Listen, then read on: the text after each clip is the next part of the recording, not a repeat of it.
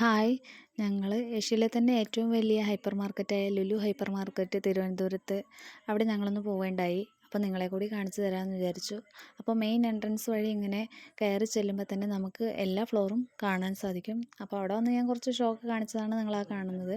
അങ്ങനെ നമ്മൾ ഒരു പരപ്പ് നടക്കാനുണ്ട് കേട്ടോ, ഒരുപാട് നടക്കാനുണ്ട്. വണ്ടി എടുത്തിട്ട് നമുക്ക് പോകാനൊക്കെ തോന്നും.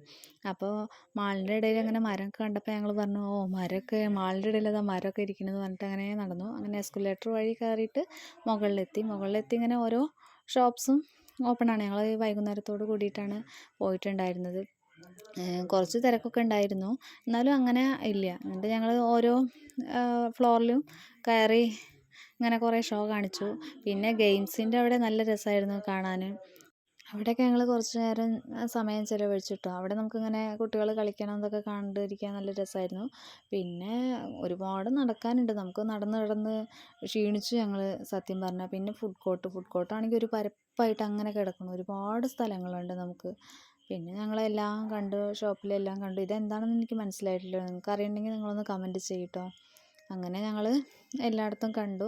ഞങ്ങൾ പോയ ദിവസം അവിടെ എൻഡ് ഓഫ് സെയിൽ നടക്കുകയായിരുന്നു കേട്ടോ. 50% ഓഫായിട്ടാണ് പ്രൊഡക്റ്റുകൾ ഉണ്ടായിരുന്നത്. അപ്പോൾ ആ ഭാഗത്തൊക്കെ നല്ല തിരക്കുണ്ടായിരുന്നു കേട്ടോ.